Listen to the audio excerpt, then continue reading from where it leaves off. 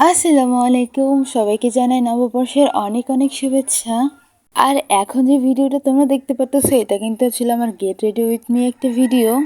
যাই হোক, আজকে পরেছিলাম কিন্তু খুবই সুন্দর একটা শাড়ি, আর শাড়ি পরে চলে গিয়েছিলাম এবং শাড়ি পরে চলে গেছিলাম খুবই সুন্দর একটা জায়গাতে। জায়গাটা ছিল যেমন নিরিবিলি তেমনই সুন্দর। কেন জানি না, প্রাকৃতিক দৃশ্য বা প্রাকৃতিক জায়গা আমার অনেক বেশি ভালো লাগে।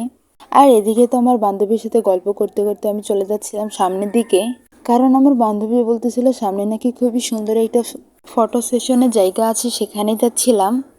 আর আমি কি বক বক করতেছিলাম সেগুলো তোমাদের না শুনলেও চলবে, আমি এখন যেগুলো বলতেছি সেগুলো একটু মনোযোগ দিয়ে শুনলেই হবে। বাই দ্য ওয়ে, তোমাদের নববর্ষ বা তোমাদের পহেলা বৈশাখ কেমন কাটলো আমাকে কিন্তু অবশ্যই কমেন্ট করে জানাবে। এবং আমাকে দেখতে পারতেছো, আমি কিন্তু অনেক সুন্দর করে সাজুগুজু করেছিলাম। আজকের দিনটাতে অনেক ঘোরাঘুরি করেছিলাম, বাট সব ক্লিপ এখন আমি দিচ্ছি না।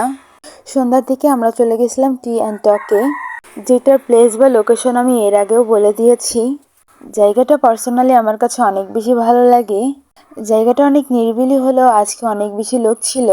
যাই হোক, এখানে কালার এবং লাইটিংটা আমার কাছে অনেক বেশি সুন্দর লাগে, এবং সব থেকে বেশি সুন্দর লাগে দেয়ালের এই পেন্টিংগুলো। আমি ওনার ভাইয়াকে অনেকবার বলেছি আপনার দেয়ালের পেন্টিংগুলো অনেক বেশি সুন্দর।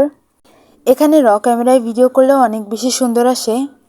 তোমরা যদি এত সুন্দর জায়গায় আসতে চাও তাহলে অবশ্যই টি অ্যান্ড টকে অবশ্যই একবার ভিজিট করবে।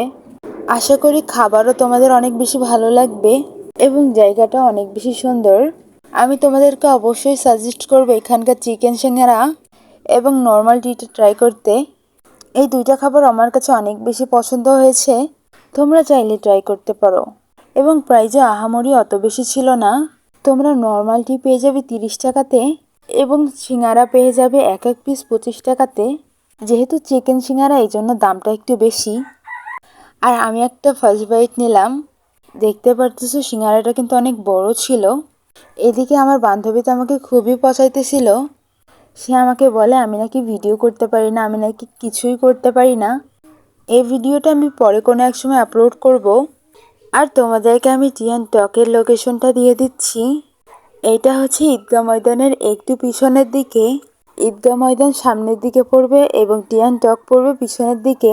লোকেশনটা যেহেতু রাস্তার পাশে একটু চিন্তা অসুবিধা হয়ে যায়, বাট তোমরা যদি একবার যেতে পারো তাহলে আই থিঙ্ক তোমাদের আর কোনো প্রবলেম হবে না। আর এর পাশাপাশি আমরা অর্ডার করেছিলাম কিন্তু ফ্রেঞ্চ ফ্রাই, যেটার কোয়ান্টিটিও ছিল অনেক বেশি।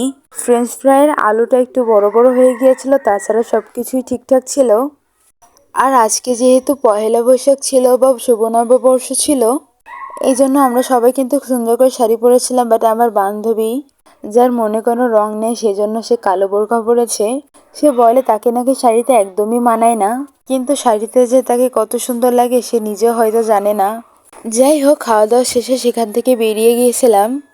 আর যশোরে যে এত ভিড় বা জ্যাম হয়েছে বলার মতো না।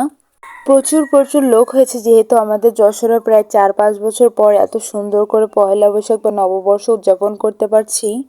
আর শুধু যশোরের লোকই না, বেনাপোল, মনিরামপুর সব জায়গা থেকে এসেছে আমাদের যশোরে। আর আজকে কিন্তু যশোরের আনাচে কানাচে সব জায়গায় এত সুন্দর করে প্রোগ্রাম হচ্ছিল, দেখতেই ভালো লাগতেছিল। বাট সময় স্বল্পতা থাকার কারণে সব জায়গায় ঘুরতে পারছি না, কিন্তু যতটুকু ঘুরেছি আলহামদুলিল্লাহ অনেক বেশি ঘুরেছি। আজকে আমাদের যশোরের লুক দেখে তো আমি পুরাই ফিদা হয়ে গেছি। যাই হোক, নববর্ষের দিন বা পয়লা বৈশাখের দিন তোমরা কোথায় কোথায় গিয়েছিলে এবং কেমন ঘোরাঘুরি করলে আমাকে কিন্তু আজকের ভিডিওটা এই পর্যন্ত। সবাই ভালো থাকবেন, সুস্থ থাকবেন এবং সবাইকে জানাই নববর্ষের অনেক অনেক শুভেচ্ছা।